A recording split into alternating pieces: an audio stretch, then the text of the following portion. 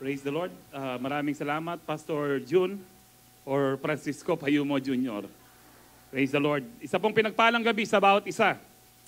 Amen. Lahat po ng blessed magsabing praise the Lord. Amen. Nasa pangatlong topic na ho tayo and I hope nag-grow po tayo sa ating mga pinag-aaralan. Amen. Nasa tema po tayo ng believers spiritual powers. Nang unang napag-aralan po natin, we can use the Word of God as the sword of the Spirit. Kung ito po ay ang ating panlaban, ito ang ating espada sa Espiritu, kailangan marami po tayong nalalaman at ina-apply sa buhay po natin na banal na salita ng Diyos.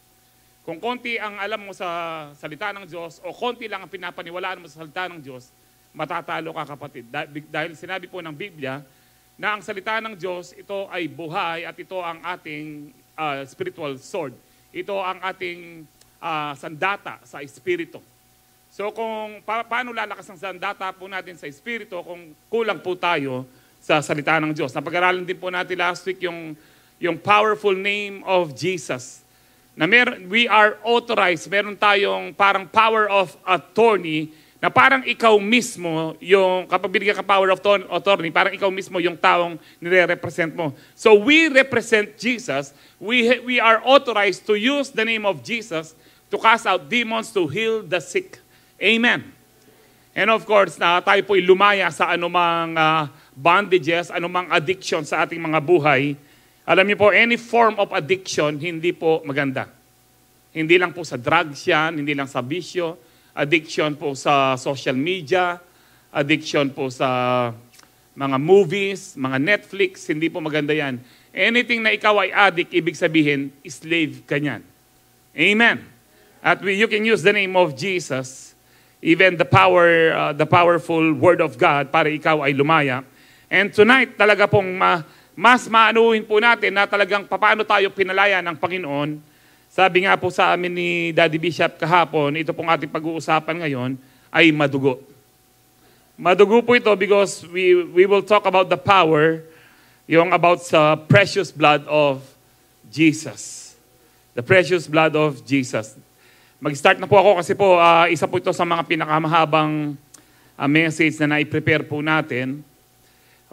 Dati 3 page lang, ito po ay 5 pages. Pero titignan ko po kung medyo ma-shortcut po natin.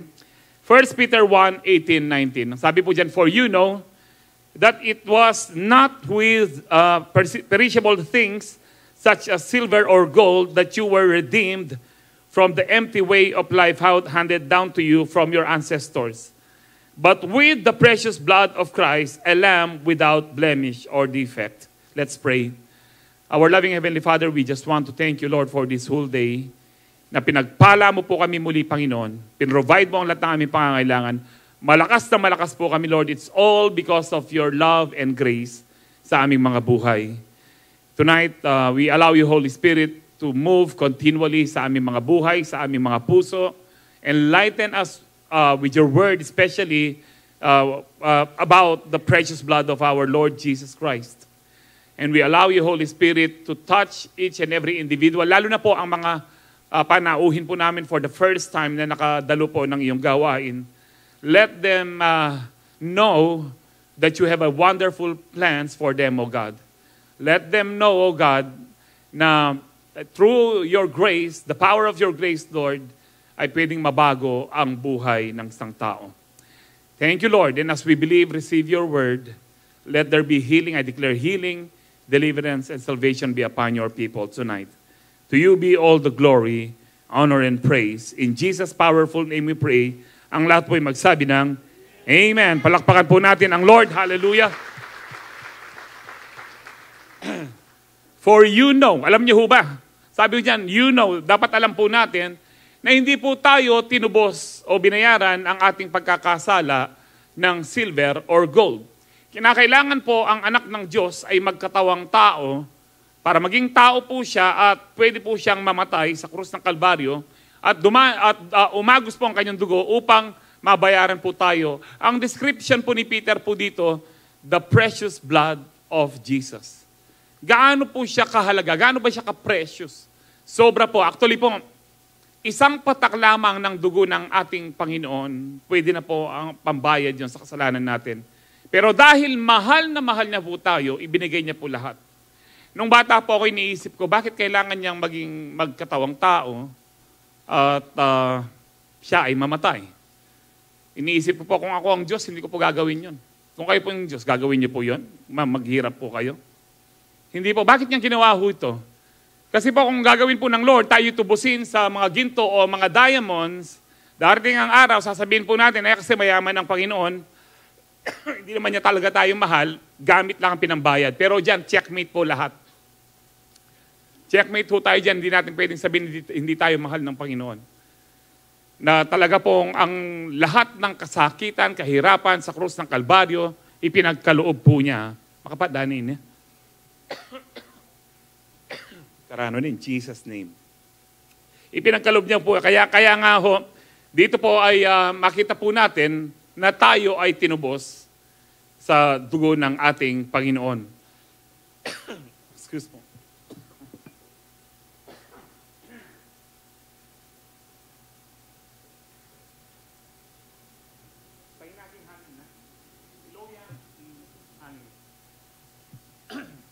Okay.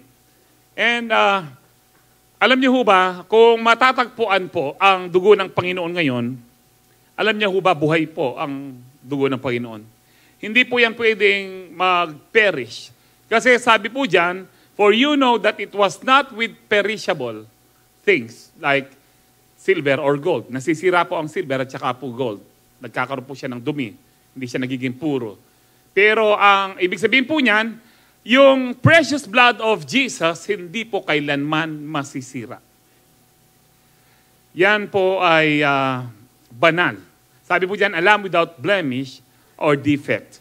Now talking about, kung yan ay natagpuan po ang dugo ng ating Panginoon by Ron Wyatt. Si Ron Wyatt siya rin po yung nagtapuan po niya yung Noah's Ark sa taas po ng Ararat, yung po mga, kung sa duman po kung saan po hinati ng Lord ang dagat, ang Red Sea, natagpuan doon po yung mga remains po ng mga chariots, horses at ibang mga tao pong namatay ho doon.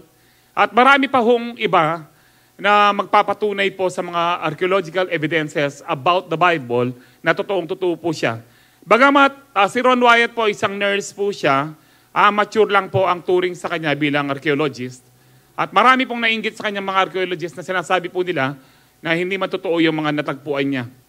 Dahil inggit po sila. At saka ginagamit po sila ni Satanas na sasabihin po nilang hindi totoo. Kasi ayaw nilang malaman, maayaw ni Satanas na malaman ng mga tao na ang Biblia ay accurate, pati po, hindi lamang po sa genealogy, ay accurate po sa geography, accurate po siya sa history, accurate po siya sa archaeological evidences. Na lahat ng nangyari sa Bible ay nandito po. So, panoorin muna po natin ang isang AVP about kay Ron Wyatt, about na sinagot po niya ang about sa dugo po ng ating Panginoon. Makaredy tama? Dried blood is dead blood. Everybody knows that, all right? They can test the blood of the pharaohs, the mummies of the pharaohs. Right? There's certain things they can do. They cannot get a chromosome count. They can test the blood of the pharaohs, the mummies of the pharaohs. All right? There's certain things they can do. They cannot get a chromosome count by any method I'm familiar with. All right? Things keep changing. I don't profess to know everything. However, there's no way I know that you can get a chromosome count out of dead blood. You can get a DNA and some other things, but not a chromosome count. All right? That's done by living white blood cells.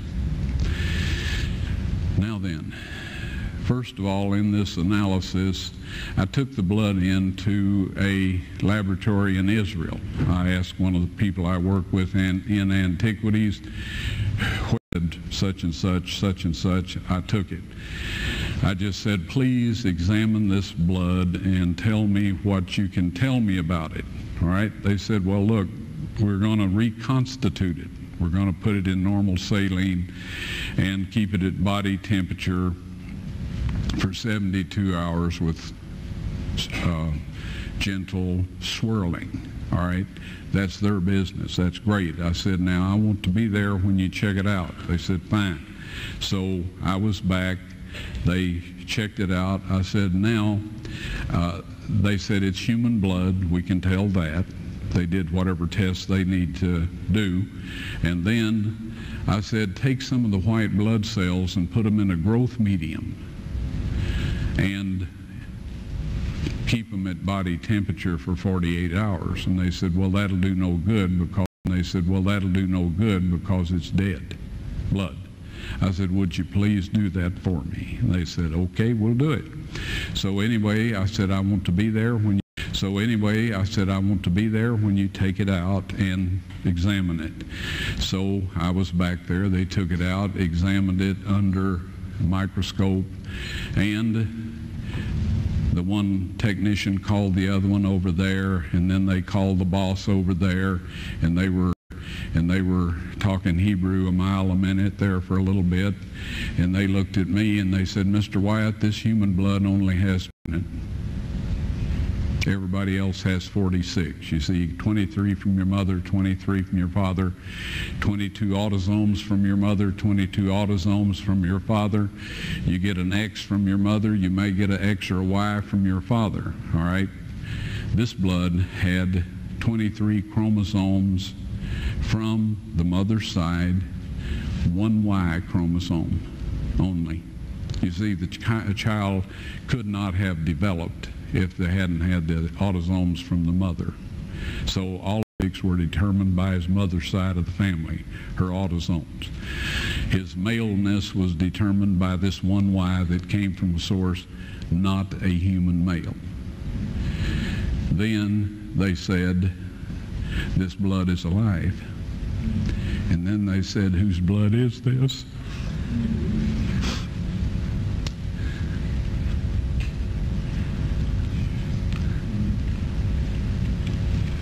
I said, it's the blood of your Messiah.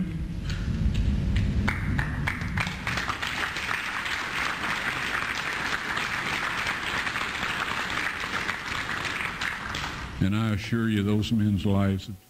Praise God. Kung gusto niyo pong mapanood ang buong yung AVP, yung nakasulat po kanina, Yeshua's blood on the mercy seat. Na natagpuan po talaga yan nasa ano po siya, no? Ilalim ng Golgotha, nandun po ang Ark of the Covenant na natagpuan po. Napakaganda po. It's very no? Mas ma-uplift yung faith mo na talaga pong nasa tunay na pananampalataya po tayo. Kung naintindihan po natin ang sinabi po ni Ron Wyatt na yung dugo pong pina-examine niya, sinabi po ng mga magtitest po sa laboratory sa Israel, masabi namin sa tao yan. Sabi niya, kaya lang, ano niyo po yung mga chromosome, no? Medyo, medyo masyadong medical term po yung mga inaano. Dapat 46 ang sa tao na kompleto, 23 sa nanay, 23 sa tatay. Yung sa ano po is 23 sa nanay, isa lang sa tatay. At yung sa tatay, sabi po, kung narinig nyo, hindi siya galing sa tao. Kasi nga po conceived by the Holy Spirit. At ang ano dito, nakakapagtaka, sabi po nila, itong dugong ito, buhay. Buhay. Kaya nga naitanong po ng mga Israelite na hindi naniniwala kay Jesus na siyang Messiah po nila. Kaya maiyak-iyak po siya. Dahil lahat po ng mga Israelites na yun na nag-test po ng dugo, na born again po sila. Tinanggap si Kristo. Buhay po ang dugo ng Panginoon.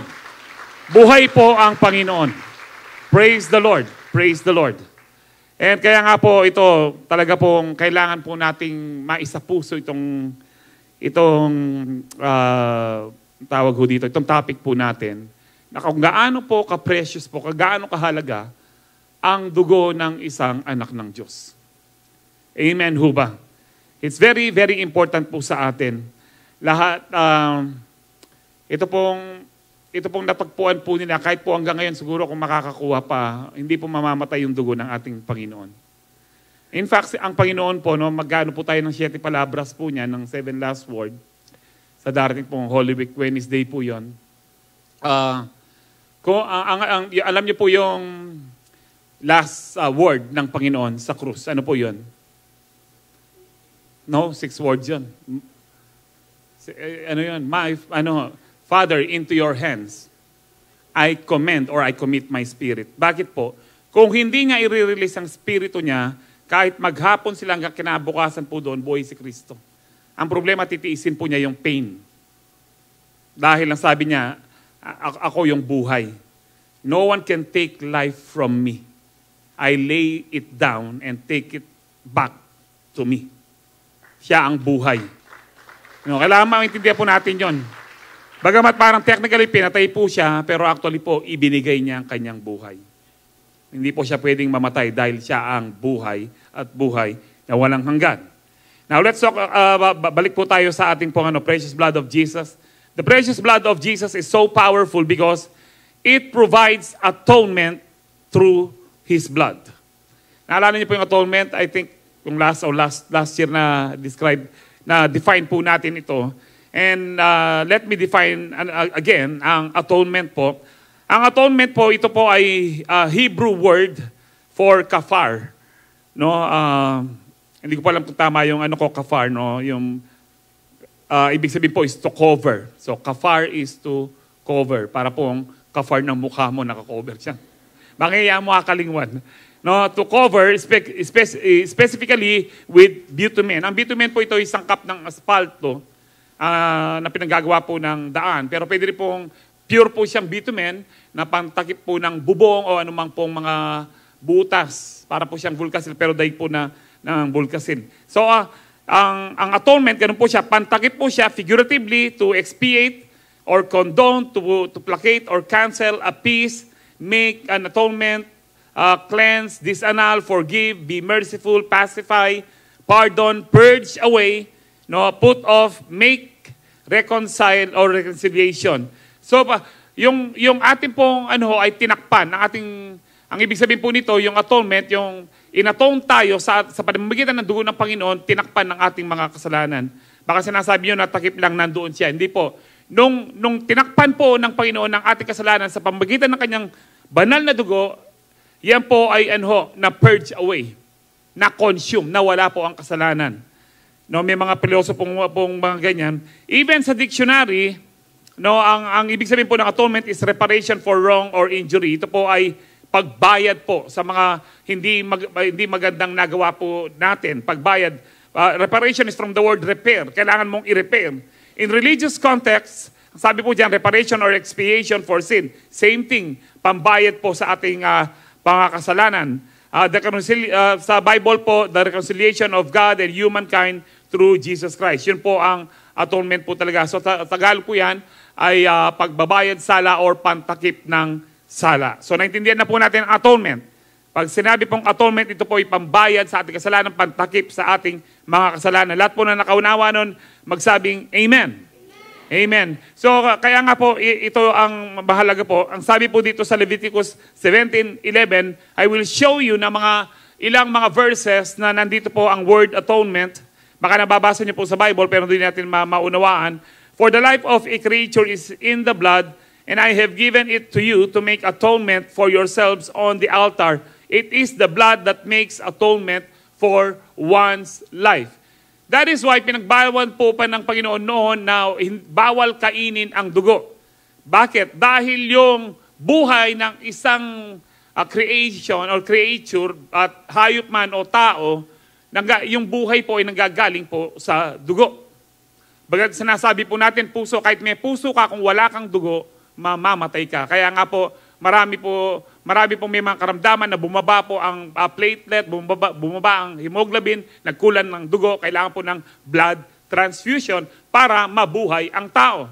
Ako po, hindi ko po alam kung nakailang blood transfusion na po ako, lalo na po nung dinugo po ako, 5 bag po ako. Alam niyo, pero kahit ayaw mo na masalinan ka ng ibang dugo ng ibang tao, walang choice. Wala pong choice. Kaya nga po, pinagbabawal po ng Panginoon. Even sa Deuteronomy 19:21, nandun po yung life for a life. No, kaya bawal pong kainin po ang dugo, sabi po ng Panginoon.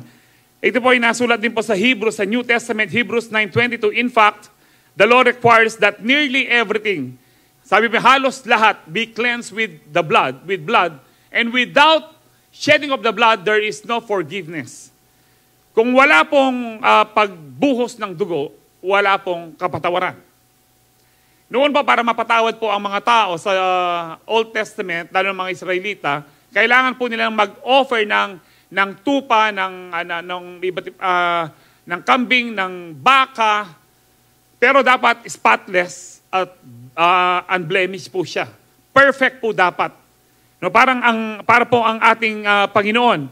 Kaya nga po, we need to realize na kung hindi po nagbuhos ang dugo ng ating Panginoon sa krus ng Kalbaryo, kahit na anong gawin pa po natin, hindi tayo mapapatawaran. Bakit po kailangan dugo ang pambayad? Dahil ang batas ng Diyos, for the wages of sin, ang sabi po ng Romans 6:23, for the wages of sin is what? Death. Pag nasasabing death, kailangan merong mamatay. Kailangan merong magbuhos ng dugo. For the wages of sin is death, but the gift of God is eternal life through Jesus Christ our Lord. Sapagkat ang kabayaran ng kasalanan ay kamatayan. Pag sinabing kamatayan, kailangan merong magbuhos po ng dugo. Kaya kinakailangan, yung magbabayad po o magbubuhos po ng dugo, kailangan perfect. Hindi po tulad niyan na merong ipapako, meron atin pa bang ipako kanyang kene, Kosyan? Atin pa? Ako manal, bebang magkay, kaya patuloy lang magkanyang-kanyan din, kasi albendale, pero ikayong lamaran, albenyo pa mo rin eh. Kanya elat tutok nang. Pero alam niyo po, kahit magpapako sila sa krus, kahit tayo magpapako sa krus, hindi ibig sabihin mapapatawaran ka sa kasalanan. Bakit? Hindi katanggap-tanggap ang iyong buhay, hindi katanggap-tanggap ang ating dugo dahil makasalanan tayo. Kaya po yung sa Old Testament sabi ng Panginoon, para may kabayaran ang inyong kasalanan, dapat mag-offer kayo ng mga ganitong klaseng hayop na perfecto sila. Unblemished, spotless. Talking about Jesus. Ang sabi po ng Book of Hebrews, ang buong Old Testament ay shadow of Jesus. Shadow of Jesus. Now ngayon, nandito na po si Jesus. Sinong kakausapin nyo? Yung shadow o yung reality? Yung reality. Halimbawa po ako, may shadow ako dito. Nung pakisabihin niya, shadow ko ang gayen, at ikon diferensya. At yun na ako man. Nandyan na po si Jesus. Hindi na tayo babalik po sa Old Covenant. Amen. Kaya sabi ko nga po last time sa inyo, 2 weeks ago, about the Word of God, hindi totoong lahat na nakasulat sa Biblia ay sinusunod natin. Pero lahat na nakasulat sa Biblia, pinapaniwalaan natin at natututo tayo. May mga lesson po dito. Kaya nga po, wag tayong maging sinungaling. Lahat ng kaming mga born again, lahat ng nakasulat sa Biblia, hindi po natin masusunod lahat po ito dahil hindi lahat applicable. Pero lahat ay pwede tayong matuto dahil ito'y kinasiyan ng banal na Espiritu. Dapat maliwanag po yun sa atin. Amen po ba? Kaya ganito po, ang demand po ng Diyos sa nagkasala, dapat merong mamatay, merong mag-appease sa Lord, merong pong sumuyo sa Diyos.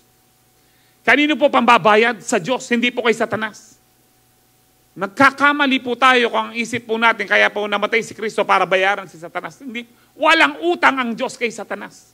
Si Satanas ang maraming utang sa Diyos at maging sa atin. Kaya yung mga ninakaw ni Satanas sa atin, use the word of God, use the name of Jesus para ibalik po niya 7 times. Kasi po sabi po sa batas ng Diyos, ang magnanakaw, pag nagnakaw po siya, dapat ibalik niya 7 times. Kaya nga po i-declare niyo Satanas, lahat ng ninakaw mo sa akin. Ako po lahat ng ninakaw niya sa dialysis dahil puro gastos. No? Sabi ko, kailangan niyang ibalik 7 times. Dahil yun ay batas ng Diyos. Amen. Siya lang yung magnanakaw na dapat niyang ibalik ang lahat ng ninakaw sa atin. Amen po ba? So, naintindihan po natin itong atonement nito. Another verse po sa Romans 3:25, God presented Christ, no, ibinigay ng Diyos si Kristo, ang kanyang bugtong anak, as a sacrifice, ang sabi po dyan, of atonement through the shedding of His blood. Hanggang dyan na lang po kasi ayoko nang discuss yung iba. So, yan po ang makikita po natin sa ilang mga verses. Isa pa po, Hebrews 2:17. Binibilisan ko lang po kasi para may discuss ko po ng mabuti pa yung iba. For this reason, He had to be made like them. Sino pong them? Ang mga tao, fully human. Did you know na talaga pong 100% tao si Kristo? You need to believe that talagang tao po siya 100%, but do not forget na 100% divine. Ibig sabihin po, 100% Diyos din si Kristo. Hindi po 50-50, wala akong ganon. No, yung pong 50% na, hindi po. No, talaga pong fully human and fully divine. Talaga pong kabuuan niya, tao at kabuuan din po niya, Diyos po siya. Pwede ba maging tao yung Diyos? Bakit mayroon ba mahirap pa sa Diyos? Kung gusto ng Diyos na maging kalapati po siya, maging lion po siya, naging burning bush nga po siya. Actually, kung babasahin niyo po, ang sabi po ni Paul, yung bato na nagbuhos po ng maraming tubig na na pinukpok ni Moses. Sabi po ng Bible, si Kristo 'yon. Nabasa niyo na ho ba 'yon? Basahin niyo po nasa New Testament lang po 'yan. Pag nagbabasa po kayo, huwag kayong magmadali na, parang obligasyon lang, para hindi nakakaya sa Diyos o sa aking mga kasiyo, nasabi ko, ako'y nagbasa. Hindi po, kailangan pag nagbasa kayo, intentional. Intentional na gusto nyong matuto. Intentional na gusto nyong makilala pa si Kristo. Hindi lang parang religion na nagawa ko ito. That is religion. Gusto mo lang pakita na ikaw ay matuwid. At ayaw po ng Diyos ang religious. Ayaw po niyang, hindi po totoo ma-save tayo ng religion because religion, ang ibig sabihin po ng religion, base sa gawa. Base sa iyong gawa, kaya ka maliligtas. Pero wala pong maliligtas sa mabuting gawa. Sa pamamagitan lamang po ng dugo ng ating Panginoon. It is only by grace, through faith, that we can be saved. Amen po ba? So sabi po dyan, kaya nga po fully human. Kasi po kung darating po ang Panginoon na Diyos po siya, at hindi po siya human, paanong tatalab yung pako sa kanya? Paano niya pwedeng sabihin na I commit my spirit, na pwede siyang mamatay? Hindi po mamamatay po ang Diyos. Kaya po technically, bagamat Diyos si Kristo, hindi natin pwedeng sabihin, nung namatay ang Diyos sa krus. Mali po yun. Nung namatay si Kristo sa krus, because we are talking about His, yung human nature po niya, yung pagiging tao po niya. Hindi po namatay ang Diyos. Kaya nga po sa Biyernes Santo, yung 3 o'clock, hindi po namatay ang Diyos. Pwede kayong maligo. Tiisan nyo itong bulok yun. Aga na kayo yan. Akbalo nung gagawan tapay. Noon po, magbakasyon kay Kembaryo, kay San Luis. Mandilo na kayo kasi patang lasres na ako kay may tening danumano. Ako naman po noon, talaga pong laweng kaya tapayan pa kanita. Ating kaya pambangan kahit laweng kaya. Makakaya metay na yata. Talagang lalawin, bilang innocent nga, paano kayang patay itong tubig na ito, kako? Kaya ba't bukas mabiyay na niya naman? Ining meteng danumay ni bukas ko mabiyay, makanano ito? Kaya nga po ang namatay po, yung pagkatao ni Kristo. Mali po na sabihin natin namatay ang Diyos, kailanman hindi mamamatay ang Diyos. Amen. Ngayong namatay na si Kristo, yung pong kanyang pagkatao, ano na po siya, tawag dito, glorified body, kailanman hindi na mamamatay yung pagiging tao niya. So si Kristo, pag dumating po siya, fully human and fully divine. Pag muling babalik po siya. Amen. At hindi na po siya muling ipapako sa krus. And then sabi po dyan, in order that, ulitin ko ulit, for this reason, He had to be made like them, fully human in every way, in order that He might become a merciful and faithful high priest in service to God. That He might make atonement for the sins of the people. Hindi siya pwedeng maging atonement o pambayad o pang-redeem sa ating pong kasi hindi siya mamamatay, kaya kailangan niyang maging fully human. Hebrews 9:13-14.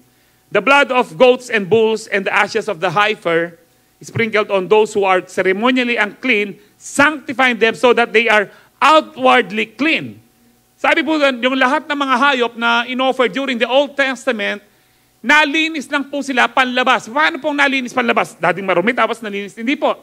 Alam niyo po, yearly, nag-ano po ang tao, ang mga Israelita, mag-offer po sila para po sa sin offering po nila, para mapatawaran po sila, malinis po sila, kaya lang panlabas lang. Ano ibig sabihin panlabas? Pakitang tao lang. Para kang nagsimba, nagsimba talaga siya. Humingi na siya ng tawad. Bali po kanitang kay tamo sisimba. Tol, no kamunta. Pare, no kamunta. Ay, nisimba ko. Pakipangadi mo na ako. Wala mo, pwede ito. O kaya po, pag nagsimba ka, akala mo, okay na yung kasalanan mo, pinatawad ka na, so parang 0-0. Monday, pwede ka na naman magkasala uli. Hindi po siya ganon. Ganito rin po dito sa ating pinag-aaralan, no? Ang mga inoffer pong mga baka, mga kambing po, mga tupa, ito para masabi mo, makita ng mga tao na ikaw ay humingi na ng tawad. Pero sabi po dyan, how much more then, sabi po dyan, will the blood of Christ, who through the eternal Spirit ordered Himself unblemished to God. Cleanse our consciences, ayan po, no, from acts that lead to death, so that we may serve the living God. Ang dugo ng ating Panginoon, lininis po ang ating mga konsensya. Mahalaga pong malinis ang ating konsensya. Kasi po, sa ating konsensya, dito po nangungusap ang banal na Espiritu. Kaya nga po, pag merong sinabi ang ating konsensya na nangungusap ang banal na Espiritu, gawin niyo po. Kasi po, alam mo, gusto ko pong maging topic to. Pwede po kasi ang konsensya natin tumigas, maging sealed with iron. Ang sabi po sa English, ibig sabihin po niyan, ano ka na, parang naging manhid ka na. Yung po, pag nasanay ka, no, halimbawa po sa yung nasanay ka ng hindi nag-church, namamanhid ka na yan. Sa una, nakukonsensya ka pa eh. Nasanay ka ng hindi nag-o-offering. Sa una, parang nakukonsensya ka pa. Pero, parang retang niyang panahon tayo mo, anak tayo, mangupit ka. Pag nangupit ka sa nanay mo, sa una, parang bigat na bigat. Sa pangalawa, medyo. Sa pangatlo, hanggang tumatagal, wala na. Same thing po yan sa James chapter 1:15, yung pong, when sin that is full grown, it leads to death. Alam niyo po, bagamat hindi tayo naniniwala na once saved, always saved, no? Pero hindi ibig sabihin po na kapag ikaw ay nagkasala, agad nawawala ang salvation mo. No! Halimbawa po, ngayon, kanina uminit ang ulo nyo, sinigawan nyo yung isang driver, ano? Hindi po ibig sabihin na wala po ang salvation nyo. Pero kapag nagpatuloy kayo, kung ilang beses yun, I don't know. Pero sinabi po ng Bible, maliwanag po, kapag ikaw ay nagpapatuloy sa kasalanan, eventually maglilid sa spiritual death. Mamamatay ang yung spirito na binuhay ng banal na spirito. Nakuha po natin yon. So hindi nga tayo naniniwala sa once saved, always saved period. Pero hindi naman tayo naniniwala yung magkasala ka lang ng minsan na wala na. Paano, pastor, yung pinatay ko minsan? Hindi mo lang kung yung tao po, pinatay niya yung tao, matagal na po siyang nagkakasala sa puso niya ng galit at walang pagpapatawad. So hindi minsanan po yun. Paano, pastor, yung minsan lang siyang nag-rape? Hindi lang po minsan po yun. Matagal na po siyang merong libog sa kaisipan niya, matagal na siyang may mga adultery sa kaisipan niya, matagal na po siyang namumuhay sa laman bago mag-rape. Hindi po yan parang manok na pagtripahan niya mo. No, hindi po yan parang aso sa kalsada na pagtripan lang. Yung pong pangangalun niya, o pati rape, o pati po yung nakabatay ka ng tao, ano po yan, premeditated. Nung nag-full grown na, it leads to grave sin. It leads to death. Nakuha po natin yon. So don't worry nyo, paano kaya ako maliligtas? Alam nyo po yun naman, ang problema naman po yung naniniwala sa agad nawawala yung kaligtasan. Nagkasala ka, ay Lord, Lord, Lord, Lord. Tapos anong gagawin mo? Magpa-fasting ka, pahirapan mo sarili mo, akala mo ganun siya. Hindi po. Kung nagkasala ka, sabi ng 1 John 1:9, punta ka lang sa Lord. If you confess your sins, ang confess po sa Greek is if you admit na makasalanan ka, God will forgive you. Hindi po sinabi po doon na God will think about it. Ang sinabi po doon, God will forgive your sins. Agad-agad. And lilinisin ka. Ito pag-uusapan po natin, lilinisin ka ng kanyang banal na dugo. Amen po ba? So ngayon, masasabi po natin, masarap po yung malinis ang konsensya mo. Pero kung may tinatago ka kay misis, may tinatago ka na hindi maganda, mabigat sa konsensya yan. Kapag sinanay mo, wala ka ng konsensya, delikado po yan, papunta ka ng impyerno. Na mamamatay na ang iyong spirito, ibig sabihin po, mawawala ang iyong kaligtasan. Amen? Dapat po maliwanag po ito. Lahat po ng sinasabi ko, biblical po yan. Kapag natapos po ang Discovery Education Program, magkakaroon po tayo ng special session ng Discovery Education Program na ituturo ko po ito about po sa soteriology o yung doctrine of salvation, about predestination, about once saved, always saved, and so on and so forth. Sasagutin po natin lahat yan from the Bible. Amen. Wala po akong gagamitin sinabi nito, hindi. Sinabi ng Diyos lang. Amen po ba? I hope na maging available po kayo sa araw na yun kung hindi pa po nag-rapture. Amen. So yung dugo po ng ating Panginoon, far more superior sa mga animals. It cleanses our conscience that lead to death. Ano pong death? Kamatayan. Anong klase kamatayan? Kasi makasalanan at banal, parehong mamamatay physically. Anong kamatayan yan? Spiritual. Second death. Ang tawag po sa impyerno, na ibang pangalan ng impyerno is eternal death. Second death. Yan po ang impyerno. Amen. Dapat po maliwanag po sa atin yan.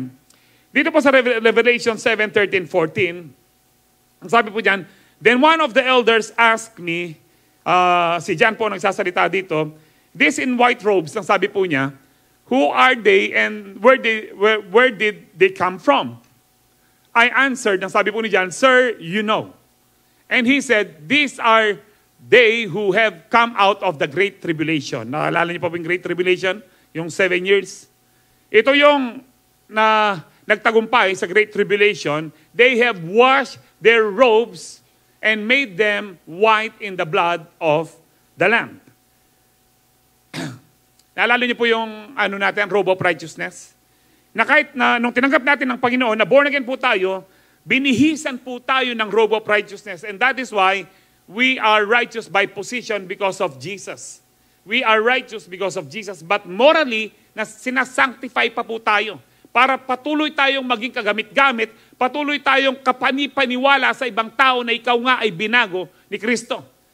That is why sanctification o yung paglilinis sa ating buhay, tinatanggal yung maruruming ugali natin, tinatanggal yung mga bisyo po natin. May mga ilan, kung minsan 5 years na naninigarilyo pa rin. Wala pong problema doon kung nababawasan ng sigarilyo mo. Nasa-sanctify ka, ibig sabihin. Pero kung 20 years na, sasabihin mong, medyo may problema po doon. Meron din naman, wag po nating, Pastor, 5 years, naninigarilyo pa rin?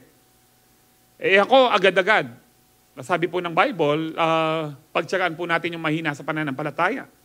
Mahalin po natin sila. Huwag tayong magmayabang na tayo po ay malakas sa pananampalataya. Kasi kapag nagmamayabang ka, malakas ka sa pananampalataya, anong saysay ng faith mo without love? You will gain nothing. Even though you can remove mountains, sabi po ng 1 Corinthians 13, with your faith, you can do mga miracles, but without faith, you are nothing. Without love, you are nothing. Faith without love is nothing at all in the eyes of God. Amen. So kaya nga po, praise the Lord. Nung nabordayan ka, nawala lahat ng bisyo mo. Praise the Lord. Pero, sigurado ako, meron pa rin ugali na lililinis ang Diyos sa'yo. Una nga, yung pagiging mayabang mo. Lililinis tayo ng Diyos. Amen po ba? Na ngayon, mahalaga din po na malinis po tayo ng robe of righteousness. Itong verse pong ito, ang sinasabi po dito, to keep our robe of righteousness clean, we need to wash it with the blood of Jesus that atoned for our sins. Paano po natin gagawin po ito? Kasi po, every day, kapag ikaw ay nanood po ng hindi maganda, tapos nag-react ka, libawa news or what, nagkakasala ka. Kung minsan nakakita ka lang sa bagay, nagre-react ka, o kanina lang bago ka pumunta po dito, nag-react ka ng hindi maganda, nagkasala ka. Ibig sabihin po, yung robe of righteousness mo, na ibinihis po ni Kristo nung tinanggap po siya bilang Panginoon at tagapagligtas na dumihan. Paano malilinis ng kanyang banal na dugo? By acknowledging sa iyong salita, sa iyong prayer, Lord, salamat po. Nagkasala po ako, patawarin mo ko. Pero salamat po sa iyong dugo na patuloy na naglilinis po sa akin. That is how you wash your robe. Amen. Hindi itong, ay Lord, ina-apply ko po yung dugo. In Jesus' name. Hindi po ganun. Just the power of declaration. Acknowledging, praising with adoration yung ating Panginoon. Lord, thank you for your most precious blood na naglinis po sa akin at patuloy mo kong linisin, Panginoon, sa mga ugali kong hindi kaaya-aya. Amen. Nakuha niyo po yan. Wag po nating gawin na, Lord, pinapahiran ko yung sarili ko ng dugo. No. Hindi po. By acknowledging, Lord, salamat po sa iyong banal na dugo na naglinis po sa akin. Linisin niyo po ako muli ngayon dahil nagkasala po ako, nagkamali po ako. Amen. Lahat po na nakaunawa nung magsabing Amen. Number 2, pupunta po dito tayo sa mahaba po itong point number 2 ito. 7:16 na pala. Freedom through His blood. The precious blood of Jesus is so powerful because it provides freedom through His blood. Kalayaan. Ang sabi po ng John 8:36, if the Son sets you free, you are free indeed. Galatians 5:1, it is for freedom that Christ has set you free. Do not be enslaved again with the yoke of slavery. Huwag na kayong babalik dun sa may enslave pa kayo ng law, may enslave pa kayo ng kasalanan. Amen po ba? May enslave pa kayo ng diablo. So, dito po sa Ephesians 1:7, He is so rich in kindness, ang sabi po dyan, in grace that He purchased No, binili po tayo, tinubos po tayo, our freedom with the blood of His Son and forgave our sins. So kung wala po ang dugo ng ating Panginoon, hindi tayo lalaya. Ang sabi po ng Galatians 3:13-14, Christ redeemed us from the curse of the law. Gusto niyo po makita yung iba't ibang curses sa Deuteronomy 28. Nandun po yung iba't ibang blessing. Pagkatapos po noon, mga bandang huling mga verses, nandun din po yung iba't ibang klaseng curse. Redeem po tayo, ibig sabihin mo ng redeem, tinubos tayo, binayaran tayo ni Kristo na kanyang banal na dugo para mawala sa atin ang mga iba't ibang uri ng sumpa. Christ redeemed us from the curse of the law by becoming a curse for us. Siya po ay naging sumpa. Hindi po siya sinumpa. Naging sumpa siya, mas matindi pong. For it is written, cursed is everyone who is hung on a pole, hung on a tree. Ano po ibig sabihin nun? Sa krus ng Kalbaryo. Hinang po siya doon. He redeemed us in order that the blessing given to Abraham. Abraham was blessed spiritually with all the spiritual blessing. He was also blessed materially, physically, financially, emotionally. Lahat ng blessing na yon ay pwedeng mapunta po sa atin. Napunta na po sa atin actually nung tinanggap mo ang ating Panginoon. Kailangan lang paniwalaan mo, i-acknowledge mo araw-araw. He redeemed us in order that the blessing given to Abraham might come to the Gentiles. Sino po ang mga Gentiles? Tayo. Lahat ng hindi Hudyo, Gentiles po, Hentil po. So lahat po ng blessing kay Abraham, gusto ng Panginoon mapunta po sa atin through Christ Jesus. Sabi po dyan, so that by faith, sa pamagitan ng pananampalataya, we might receive the promise of the Spirit. Malaki po ang pangako ng Espiritu po sa atin. Kaya nga, huwag niyo pong sabihin na kami merong lahing diabetic. Ang gayeni, meron pa ako. Ang gayeni, puti ko daramdaman makanyan. Kasi pastor, natin kaming lahing diabetic. Para mong kina-curse uli, para mo sinasabing walang kwenta yung dugo ng ating Panginoon. Sa dugo ng Panginoon na napaka-powerful po. Alam niyo po, there's something about the blood. Very mysterious po. Minsan makakita ka ng dugo sa floor, kung saan man, na ano ka, ba't may dugo dito? O kaya po, inubo ka, dumura ka, may dugo. Di ba na-alarm ka? O kaya, yung pong nagpupo ka, nagdumi ka, meron dugo, na-alarm ka din. There's something about the blood. Sa daan po, pag nakakita ka ng dugo, ano kaya ang nangyari dito?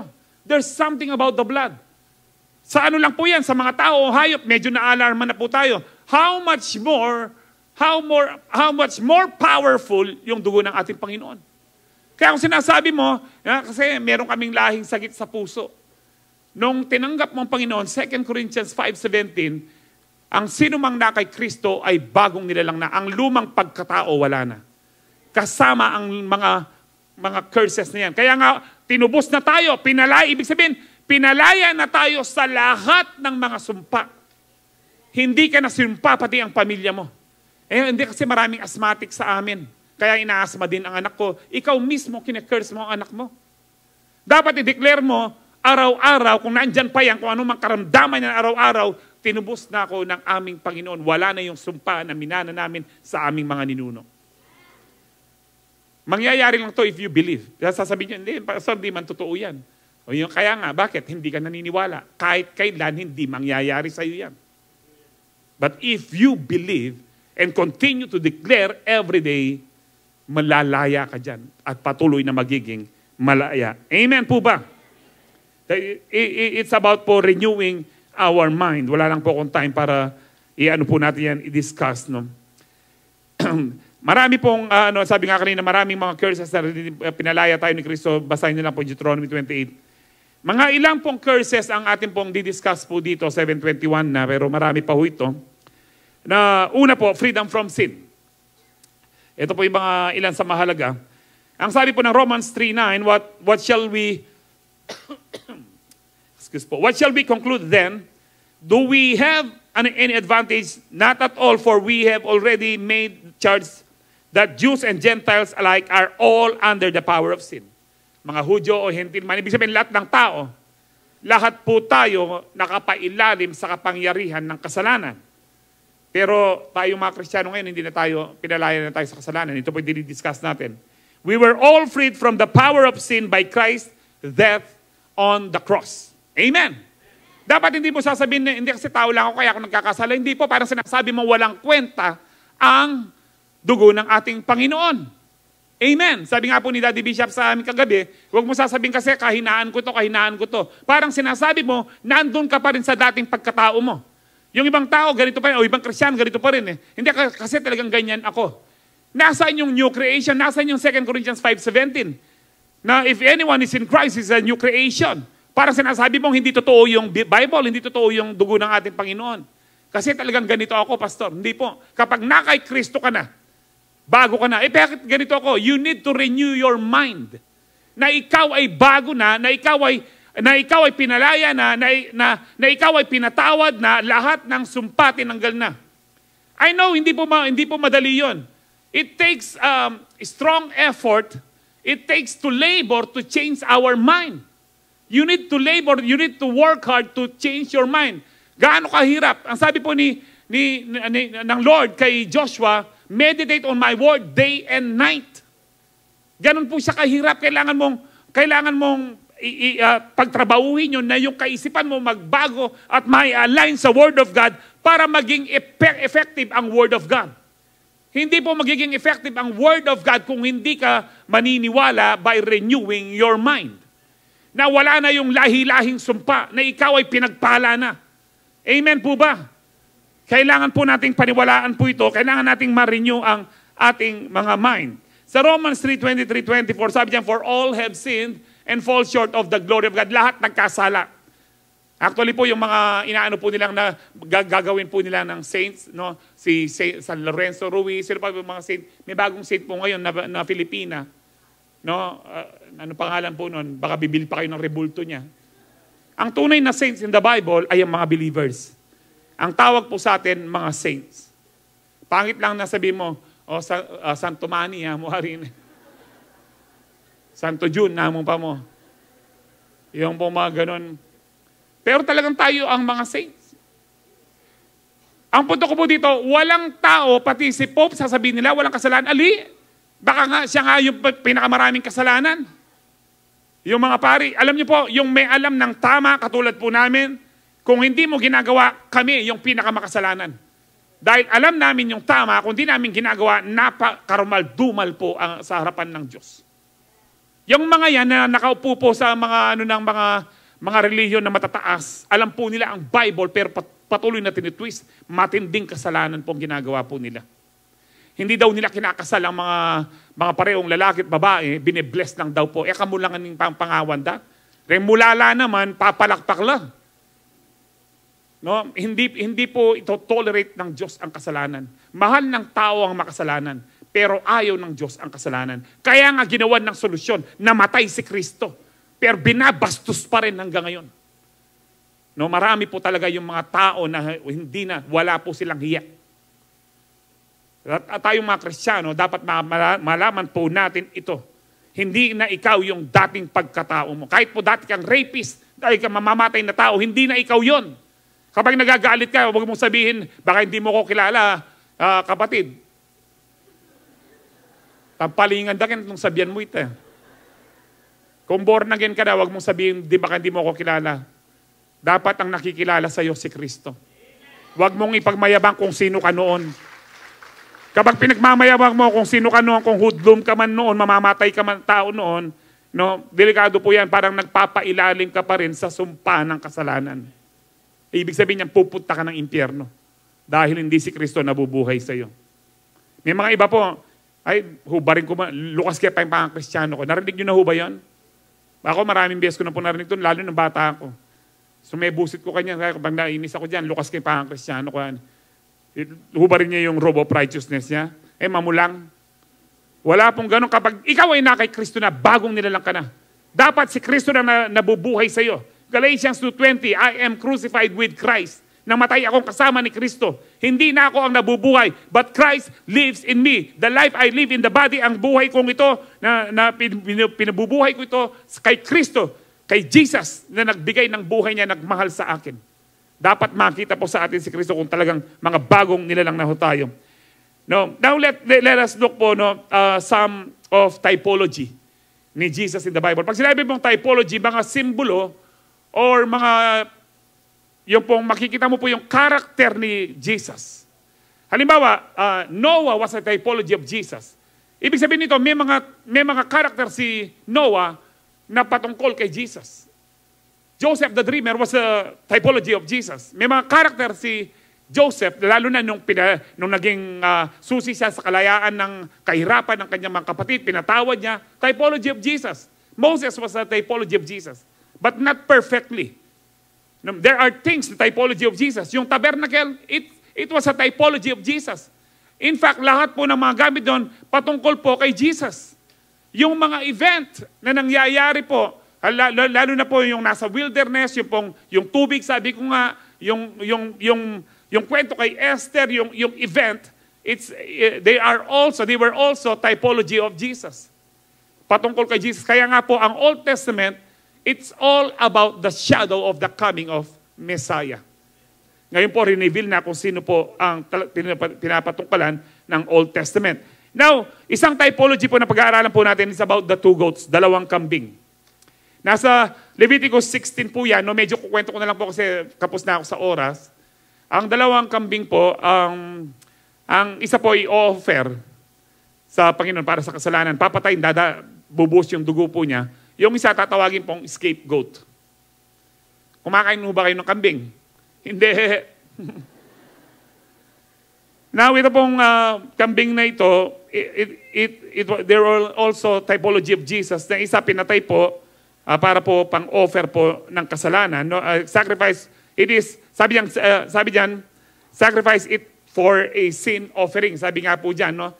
And then, makita po natin, yung scapegoat pong ito, magle-lay hands po sa Leviticus 16, 21, 22, ang high priest, i-lay hands po niya kanyang kamay, dalawang kamay sa sungay po ng kambing, para po ipasa yung kasalanan ng Israel, ng mga tao. And then po, yan po ay ililid po sa wilderness. Kaya scapegoat. Ngayon po ginagamit po ang word na scapegoat, parang fall guy, na hindi man talaga siyang may kasalanan, pero siya ang lalagyan ng kasalanan. Naintindihan po natin ang scapegoat ngayon. So baka kayo, nabiktima na kayo, parang naging scapegoat na kayo. Ito po yung scapegoat. Kaya nga, bakit typology of Jesus itong dalawang kambing pong ito? No, dahil po, ang Panginoon namatay po siya. Yun ang unang goat. Pangalawa, lahat ng kasalanan po natin ilinagay kay Kristo. Saan po natin makikita yon? Sa Isaiah 53:6. Sabi po sa Isaiah 53:6, all of us like sheep have strayed away. No, para tayong mga tupang ligaw. Sabi po diyan, we have left God's path to follow our own, yet the Lord laid on Him the sins of us all. Parang liniens. Kaya alam niyo po, huwag kayong basta palilihans kung kani-kanino, baka yung kasalanan nila, yung espiritu nila mapasa sa inyo. Ano? Pag-pray na ka kapatid, hindi mo na ako lilihans, mag-pray na ka mo. Delikado po, no? It is so mysterious, pero yung po nasa Bible. No, hindi ganun lang, pastor, nasa Bible po eh. Paano yung high priest, si Aaron, paano niyang ilalagay po yung kasalanan sa kambing? Sinabi ng Lord yun eh. Pag sinabi ng Lord, totoo po yun. So yung kasalanan po ng tao, kaya po palalayain po sa wilderness. Ibig sabihin po yung kasalanan mo, wala na.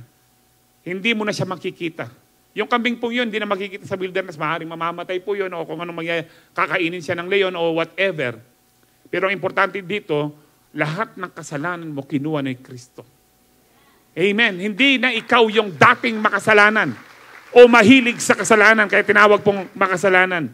And then, paano pong naging scapegoat na pinasa po sa kambing yung lahat ng kasalanan? Paano naging ganito si Kristo? 2 Corinthians 5:21, alam po natin ito. God made Him who had no sin to be sin for us.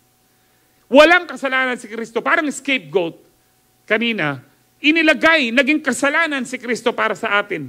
Ang sabi po dyan, so that in Him we might become, napakatindi po nito, the righteousness of God. Kung ikaw ay na kay Kristo, you are the righteousness of God. Hindi ba nakakapangilabot? Parang unworthy tayo. Talagang unworthy ho tayo. Pero kailangan natin tanggapin ito ang ginawa ni Kristo para sa atin. Kinuha lahat ng ating kasalanan. I don't know kung gaano kagrabe ang kasalanan mo, kapatid. Pero kapag tinanggap mo si Kristo, walang kasalanan na hindi kayang patawarin ng Diyos. Dahil kay Kristo. Amen! Kahit ikaw pa yung nagpasabog ng bomba lately dito sa bandang Mindanao, o ikaw yung nagpasabog ng Twin Tower noong 2001 sa New York at marami pong namatay, libo-libong namatay, kaya kang patawarin ng Panginoon. Amen. Pati yung mga nag-rape po ng mga bata, ang dami po na-rape na bata ngayon, kamag-anak pa kung minsan. Karumal-dumal po ang mga nangyayari ngayon. Pero kung sila ay lalapit sa Diyos, walang kasalanan na hindi kayang linisin ng banal na dugo ng ating Panginoon. Say amen. Amen. Pangalawa po, so freedom, that is freedom from sin. Pangalawa, freedom from sickness and disease. No, alam niyo po, another typology ang anuhin po natin, pag-aaralan dito. No, sa Leviticus 14 naman, basahin niyo po ito. May dalawang ibon po dito. Yung isa papatay yung ibon, magbubuhos din po ng dugo. Tapos yung dugo ng isang ibon na yon, ibababad po yung buhay na ibon. Yung dugo, iwiwisikan po yung para po sa may karamdaman na ketongin. 7 beses. 7 beses na actually po, kung babasahin niyo po ang Leviticus, marami po sa mga nakalagay po sa tabernacle, 7 beses pong sinishrink yung blood sa pamamagitan ng kamay. Kung minsan meron po silang hyssop na merong hawak po sila, pinangwiwisik po ng dugo. Mula po dun sa holy place hanggang sa Holy of Holies, hanggang dun sa kung nasaan po yung Ark of the Covenant. Did you know na 7 times din pong nagdumanak ng dugo ang Panginoon, nagbuhos ng dugo? Una, nung nagpe-pray siya. Yung kanyang pawis, dumugo. Sa sobrang alam niya, matindi yung dadanasin po niya. Yung tinik sa ulo, dumugo din po ang ulo niya. Hindi ko na-explain kung ano po yung mga significance po nito. Pakita ko lang kung ilan po. And then, yung sa likod po niya, stripes, para po sa ating kagalingan. Medyo sinasabi ko na rin po. No? Pang-ilan na po yun? Pangatlo, yung po siya, binugbog po siya, internal bleeding. No, para po sa internally malinis po tayo. Pang-ilan na po yun? Pang-apat, yung 2 kamay po niya, na mabutas po para po ma-restore po yung success and prosperity po sa atin, riches and honor po sa atin. Ilan na po yan? Tapos, pang-5 pa lang yan. Hindi kayo mas tama sa pang-5. Pang-6 po, yung paa. No, para po ma-restore po yung righteous walk po natin sa ating Panginoon. Tapos, pang-7. Kaya nga po 7 times. Perfect po. Perfect number. Now, going back dun sa mga ibon po, ito po yung nangyari. Yung ibon na binabad po sa dugo ng unang ibon, pinapalaya din po yan. Ibig sabihin po, yung karamdaman mo, binayaran na ni Kristo. Saan po natin makikita yon? You need to believe po that healing is in the atonement as well. Healing is included in the atonement. Yung word na save, noon po napag-aralan na po natin to, ang word na save sa Greek word is sozo, na hindi lang po ito salvation. Ang ibig sabihin po niyan, to save, that is deliver or protect, literally or figuratively, heal, preserve, save, save self, do well, be made whole. Kaya nga pag sinabi mong, Lord, save me, kasama na po yung i-rescue ka niya, ipagalingin ka niya. That is the full ng salvation. Kaya nga yung cross natin doon, dito sa labas na nakalagay, Jesus saves, Jesus heals. Amen. Bakit? Pero hanggang ngayon, Pastor, bakit may mga karamdaman tayo? Kailangan natin paniwalaan. Kailangan natin i-overcome ang mga belief natin. Amen. Now, saan po natin makita yan na kinuha niya po ang ating karamdaman, pati kasalanan natin? Isaiah 53:4-5, surely He took up our pain and bore our suffering. Ang pain and suffering dito, sickness and disease and sorrows. Depression, kasama po yan, lahat kaya nga po pati mental healing, nandyan po. Yet we considered Him punished by God, stricken by Him and afflicted, but He was pierced for our transgression. Sabi ng ilan, mali yung mga born again, mga Pentecost, sabi po, yan na pinako siya para sa ating kasalanan, transgressions, matinding kasalanan. And He was crushed for our iniquities, mga matinding din po natin. The punishment that brought us peace was on Him, by His wounds we are healed. By His wounds we are healed. Pastor, baka spiritual healing yan. Hindi po. Ang espiritu po natin, wala tayo kay Kristo, hindi siya may sakit. Patay po siya. Ang kailangan, mabuhay, maborn again. Yun po ang Ngayon, sino nangangailangan ng kagalingan? Yung ating physical, ang ating mental. Nangangailangan ng kagalingan. Pero Pastor, baka spiritual yan.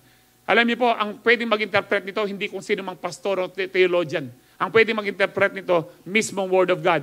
Bible interprets the Bible. Saan natin makikita ang interpretasyon po yan na talagang physical healing ito? Matthew 8:16-17. Alam ko po, naituro na po natin ito, pero ring alwaki kayo mapangalingwalda. So let me remind you again. Sabi niya, when evening came, many who were demon-possessed were brought to him and drove out the spirits with a word and healed some of the sick. All. Hindi po sinabi ng Panginoon yan, ang pagagalingin ko lang yung walang kasalanan. Ang pagagalingin ko lang, hindi po. May kasalanan ka ba o wala? Dahil very compassionate ang Panginoon, very merciful ang Panginoon, gusto niya kahit yung balasubas gumaling. Ganito po kabuti ang Diyos. Pero tayo sasabihin natin, hindi, mag-confess ka muna para pagalingin ka. Gagawa kang sariling doktrina. Sabi ng Lord, pagalingin mo. Kasi pag gumaling yan, doon siya maniniwala.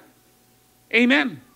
Now, ang sabi po dyan, He healed all the sick. This was to fulfill what was spoken through the prophet. Sino? Isaiah, yung Isaiah 53:4-5 kanina. That He took up our infirmities and bore our diseases. Now tell me kung mali yung interpretasyon po ni Matthew. Hindi po mali ito. Sinasabi ni Matthew, sa mga sugat ng ating Panginoon para sa ating kagalingan. Huwag kayong maniwala dun sa hindi naniniwala sa kagalingan. Kung nagpagaling si Kristo noon, nagpapagaling pa rin siya hanggang ngayon. In fact, ibinigay na po niya. Because Jesus is the same today, yesterday, today, and forever. Amen po ba?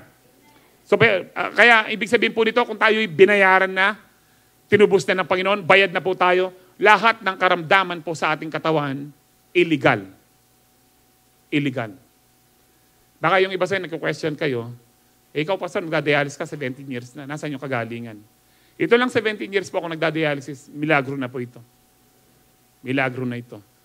Lawin ko mo, ikang mangot nung mag-dialysis, kagakakaya ka pa ng mabya. Milagro nito. Pero naniniwala po ako, one of these days, matatanggal po ito.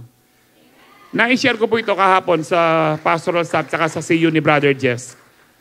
Alam ko po, pinagpe-pray niyo ako. Amen?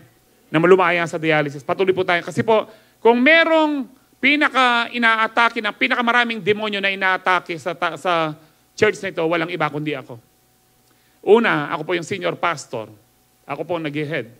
Pangalawa, alam ng diablo, kapag lumaya ako sa dialysis, iba pong revival ang mangyayari. Hindi po for my glory, for the glory of God. Sabi ng Panginoon, tinutugon ng Ama ang iyong panalangin para maluwalhati siya. So alam ko, tutugunin ng Ama ang mga prayers po natin. Ako ay lumaya sa dialysis, yung ibang kasama ko nagda-dialysis dito, may makaramdaman, malaya na po tayo, magaling na tayo. Amen. We don't fight to be healed. We fight for our healing na binigay na po ng ating Panginoon para mag-manifest po siya. Amen po ba? Kaya nga po, kung ano man po yung may mga karamdaman sa illegal po yan. Huwag yung sabihin, Lord, itong nilagay mo karamdaman, hindi po ang Lord naglagay po niyan. Ang diablo po naglagay. Wala lang po kung time 7:40 na, pero ala ako paking kapit na. No, bear with me, baka umabot po tayo ng 9:00. Amen. Lahat po na nag-enjoy sa Word of God, magsabing Amen. Amen. Sige po, magano na po ako sa freedom from poverty. Sickness and poverty, hindi po kalooban ng Diyos. Kung ang karamdaman, kalooban ng Diyos, dapat huwag kang magpagamot. Kasi kung nagpapagamot ka, linalabag mo ang kalooban ng Diyos na sinasabi mong kalooban ng Diyos ang karamdaman. Maging ang kahirapan, hindi kalooban ng Diyos. Dapat pala, kung kalooban ng Diyos ang kahirapan, huwag ka nang magtrabaho, kapatid. Mantun na ka mong pamangan kayong basura. Para patuloy kang maging banal sa tingin mo. Pero alam natin, kaya tayo nagpapagamot, kaya tayo nagtatrabaho at gusto nating umasenso dahil alam nating hindi maganda ang mahirap, hindi maganda ang may karamdaman. Bagamat inaalaw ng Diyos kung minsan ang karamdaman at ang kahirapan para matuto tayong magtiwala sa Kanya. Tumibay ang ating pananampalataya. Hindi tayo magmayabang. That only by grace, bakit tayo malakas? Only by grace, bakit tayo umaasenso? Bakit tayo pinagpapala? Inaalaw ng Diyos kung minsan ang karamdaman at ang tawag po dito, ang kasakitan, ang poverty, para tayo ay tumibay sa ating pananampalataya at para kung minsan disiplinahin po tayo. Amen. Kung minsan hindi tayo nadidisiplina, hindi tayo nakukuha sa salita. Kasi po ang salita ng Diyos, pang-disiplina na, all scripture is God-breathed, useful for teaching, correcting, rebuking. Dapat doon lang pa-correct ka na. Kung hindi ka makuha sa salita, mapapalo ka. You will learn the hard way para po ako.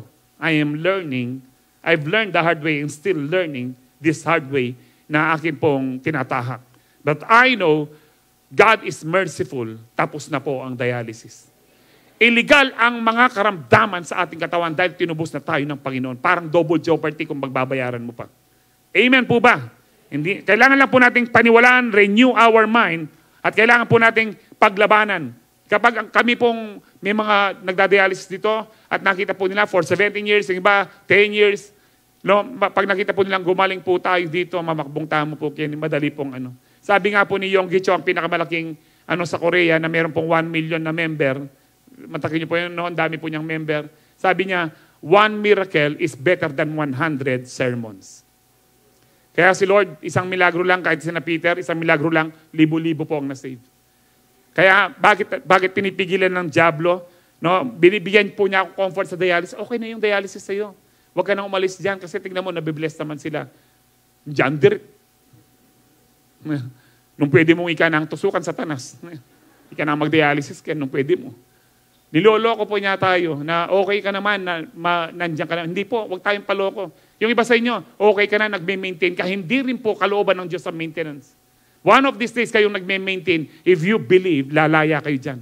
Dati rin po ako nagme-maintain dahil lumabot po ng 200 ang aking BP. Pero kung kailan ako na-COVID, hanggang ngayon po, 120/80 po ang aking BP. Mamahan ko pang sisig ka niyan.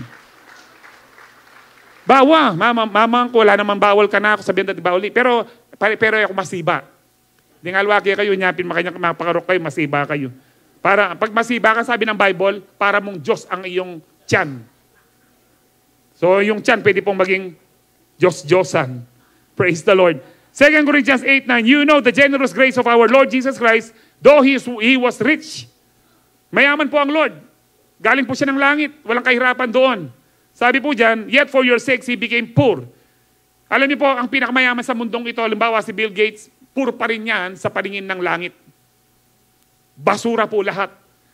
Sabi po dyan, no, He became poor so that by His poverty He could make you rich. Pero saan talaga naging mahirap ang Panginoon? Sa krus ng Kalbaryo. Iniwan siya ng kanyang mga kaibigan, ng kanyang mga disciples. At ang lahat ng namamatay sa krus during that time, walang mayaman na pinapako. Lahat mahirap. Naging mahirap si Kristo para ikaw ay mapagpala, maging mayaman. Hindi ibig sabihin dito na maging milyonaryo ka. May mga tinawag pong maging milyonaryo. Ang ibig sabihin lang po nito, hindi ka magkukulang kahit kailan. Magpe-pray ka ng bahay, ibinigay na ng Lord, just receive. Hindi ka na mangungupahan, kapatid.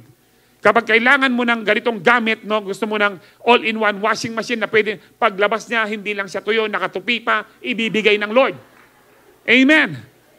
Dahil nga naging mahirap ang Diyos para kayo. Ang context po ng 2 Corinthians chapter 8 at saka chapter 9, about po yan sa giving. About sa pera. Hindi po yan spiritual na something na spiritual po. It is spiritual by giving, pero hindi po yan spiritual na parang na hindi tayo magkukulang. Because we believe, kaya tayo pinapayaman, binibless ng Lord to be a blessing.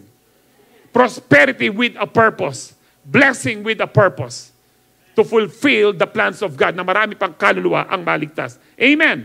Romans 8:32, He who did not spare His own Son, but gave Him up for us all. Hindi niya pinagkait ng Diyos ang kanyang bugtong na anak, binigay sa atin. How He will not also along with Him. No, paanong hindi niya kasama si Kristo, kalakip si Kristo, no, mabiyaya, graciously give us all things. Hindi ba niya ibibigay lahat ng bagay? Pero alam niyo po, faith is not, when you pray with faith, you fast with faith, you give with faith, it doesn't mean na kikilos ang Panginoon, kumilos na pong Lord. Yung sinabi ng Lord, yung pong pampitong salita niya, it is finished, lahat po, tapos na. Nung sinabi po ng Diyos na ginawa po niya ang langit at lupa, nandun na po lahat, take note, hindi po ginawa ang tao on the first day. Kapag ginawa niya ang tao sa first day, palutang-lutang siya. Ginawa po niya nung kompleto na lahat ng kakainin niya. Hindi po sinabi niya dan, Lord, nagugutom ako. Ay, sandali, gawa mo na ako ng pagkain para sa iyo. Kinumpleto niya. How much more sa kamatayan ni Kristo, lahat kompleto na po. Di ba, Pastor, without faith, it is impossible to please God? Yes. Pero hindi po ibig sabihin nun, dahil meron kang faith, kikilos ang Diyos, kumilos na ang Panginoon. Lahat ng blessing nandyan na po. Para makuha mo yung blessing, maniwala ka lang. Nandyan na yung healing, nandyan yung provision, nandyan na yung para sa mental health mo, protection, nandyan yung joy, nandyan yung peace. Sabi nga po ni Brother Diaz nung sa fellowship namin sa CU minsan, ang faith pala, pastor, para siyang sungkit. No? Sungkitin mo na lang kasi nandyan na. Hindi yung Lord, gawa ka ng paraan. Gumawa na po ng paraan ng Diyos. Kailangan ka lang maniwala nandyan na. Yung healing nandyan na. Hindi yung sabihin mong, Lord, pagalingin mo ko. Lord, salamat, pinagaling mo na ako. Kasi sabi niya, by His stripes we are healed. 1 Peter 2:24, ang sabi po ni Peter, by His wounds we were healed. Past tense. So, pero dyan, pastor, hindi ba niya ibibigay? Future siya. Ang tanong, kailan niya ba binigay si Kristo? 2,000 years ago. So kung binigay niya si Kristo, lahat ng kailangan po natin na kay Kristo na. Kaya nga, name above all names. Nandun na yung kagalingan, nandun na yung provision, nandun yung kapayapaan, nandun yung protection.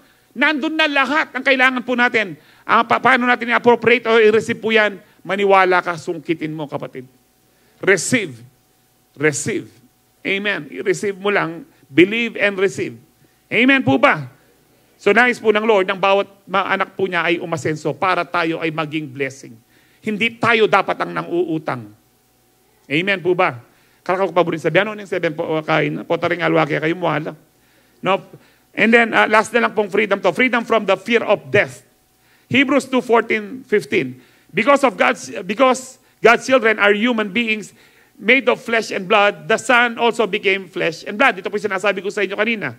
Kailangan siya maging tao. For only as a human being could He die. Ito po yung sinasabi ko. Hindi siya pwedeng mamatay bilang Diyos. Pwede siya mamatay bilang tao.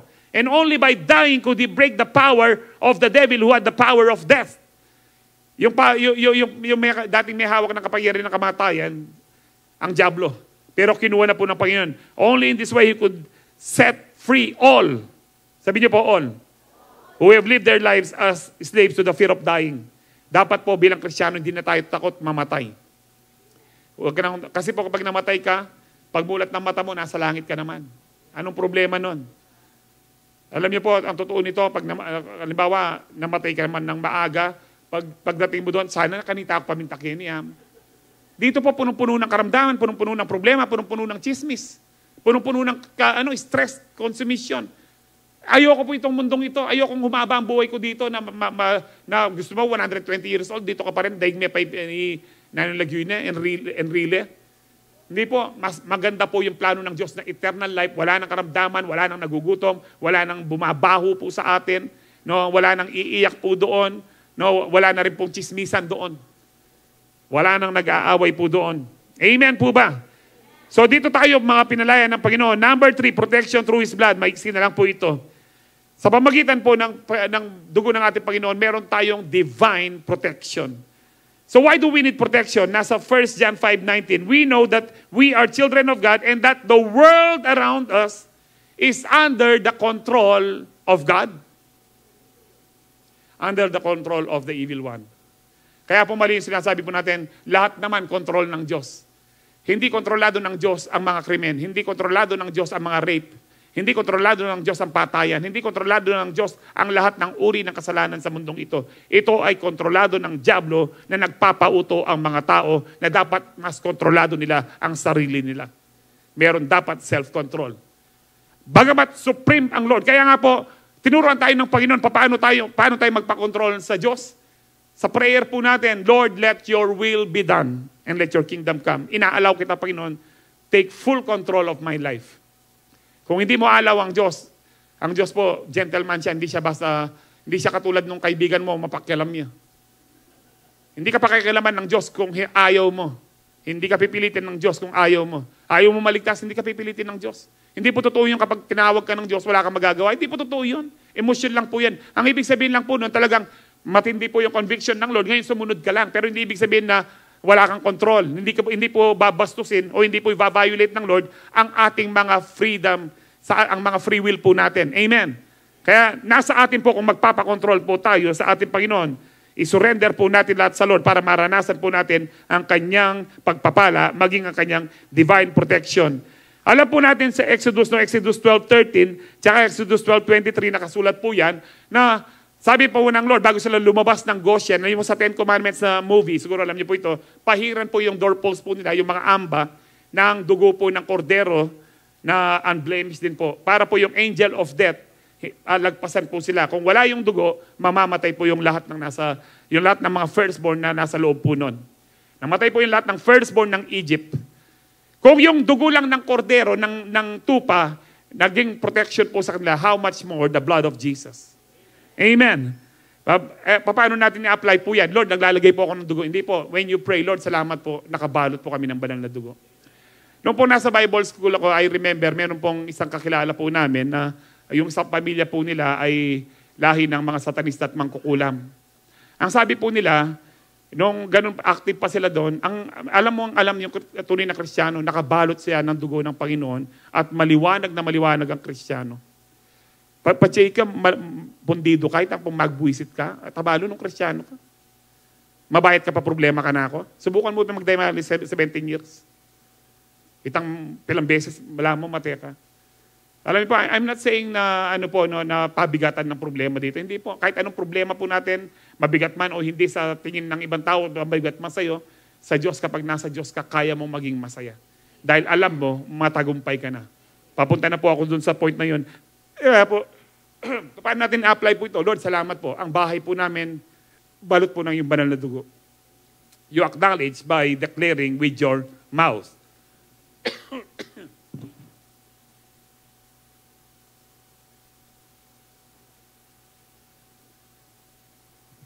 Last na lang po ito. Sabi namin, ay salamat. Makapagsalta pa kanini. Last po, the precious blood of Jesus is so powerful because it provides victory through His blood. Victorious po tayo dahil sa dugo ng ating Panginoon. Amen. We are no longer the victims. We are the victors. We are more than conquerors because of Jesus. Alam niyo po, di po sa Revelations 12:9, isang verse lang po nilagay din po natin, o grupo ng verses. Revelations 12:9-11, the great dragon was hurled down. Wala po akong time para i-explain po ito. No, the ancient serpent called the devil. Ang diablo po, tinatawag po siyang dragon, serpent. Alam niyo po, maganda wala kayong ganyan sa bahay kasi simbolo po ni Satanas yan. Who leads us, pastor, malya po ini kasi 4 season. Tabaluki ka. No, who leads the whole world astray.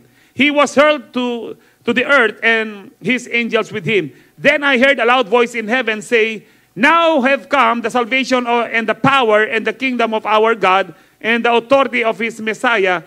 For the accuser of brothers and sisters who accuses them before our God day and night 24/7. Inaakusan po tayo ni Satanas sa harapan ng Diyos. Sabi po dyan, has been hurled down. They triumph over him. No, ito po, naging victorious sila. They conquered over him. No, they overpowered Satan by what? The blood of the Lamb and their word of their testimony. They did not love their lives so much as to shrink from death. So we can overcome Satan through the blood of Jesus and the power of our declaration. Paano natin i-overcome si Satanas? Sa dugo. Paano? Sasabihin ni Satanas, alam mo ikaw, nagkasala ka naman talaga. Hindi, sabihin mo, tinubos na ako ng Panginoon sa kanyang dugo. That is the blood of Jesus and the power of your testimony. Sinasabi mo, yung banal na dugo ng aking Panginoon, siya na nagbayad ng aking kasalanan. This is how we can overcome Satan at saka po yung mga demonyo po niya. Nasabihin natin na tayo tinubos na ng ating Panginoon. Kung meron kang bibig, ang sabi po ng Psalms 107:2, has the Lord redeemed you? Tinubos ka ba? Has the Lord atoned you? Tinubos ka ba ng Panginoon ng kanyang banal dugo? Then speak out. Magsalita ka. Kaya nga po yung inaawit po natin kanina na I'm living proof. No, yung po po niya na, and then parang may chorus niya, now I'm alive to tell a story. Speak out kung ikaw ay tinubos ng ating Panginoon. Kung ikaw ay born again. Tell others, He has redeemed you from your enemies. Matatalo po natin ang ating kaaway. Remember this, we are not fighting for victory. We are fighting from victory. That means you are fighting to defend your victory. Nasa iyo na ang victory. Kailangan depensahan mo. Gusto ng diablo, ma-stress ka. Gusto ng diablo, ma-pressure ka. Gusto ng diablo, ma-depress ka. Gusto ng diablo, mag-backslide ka. Ninanakaw niya uli ang victory na nasa atin na nabigay ni Kristo through His powerful blood. Ikaw ay victorious na. Kung marami kang utang, kapatid, sabihin mo, magbulangan, hindi ka namang uutang, ang Diyos ang magbibigay sa iyo. Ikaw ay pagpapalain ng Panginoon para maging pagpapala. Kung may mga karamdaman tayo ngayon, sabi mo, magaling ka na dahil pinagkaloob na ng Lord. Dahil sa kanyang dugo, tinubos niya ho tayo at sa kanyang mga sugat, magaling na tayo. Amen. It's up to you kung maniniwala po kayo. Ang pinag-aralan po natin ngayon, hindi ito magiging effective if you will combine it with doubts. If you believe, speak out. Yes, Lord, I believe. Na sa dugo mo, pinagpala mo na ako. Sa dugo mo, tinubos mo na ako. Amen. Dito po natin matatalo si Satanas. So, by declaring what the blood of Jesus has done for us, we can overcome the enemy. Sabi mo kay Satanas, yes, marami kong kasalanan. At hanggang ngayon nagkakasala pa ako, pero sa dugo ng aking Panginoon, sapat na at sobra pa na ako ay tinubos niya. Amen. Because, ang sabi po ng Romans 8:1, there is therefore now no condemnation. Kapag kinokondemn ka, no condemnation na kay Kristo. Amen.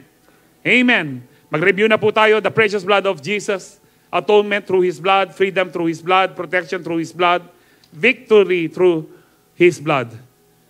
Bago po tayo magtapos, tayo po ay pinalaya sa kasalanan, tinubos sa kasalanan. Meron tayong buhay na walang hanggan. Ginawa pa tayong mga anak ng Diyos. Ngayon po, ang benefits po nito, may mga malaya po tayo sa anumang mga sumpa, malaya po tayo sa anumang karamdaman. Double jeopardy po yan kung tinatanggap po natin. Bayad na po yan. Illegal po ang mga yan sa buhay po natin dahil binayaran na ni Kristo. Pero wag na po kayong mag-e-enjoy sa kasalanan. Lahat po na mag-e-enjoy sa kasalanan, nakakatakot po.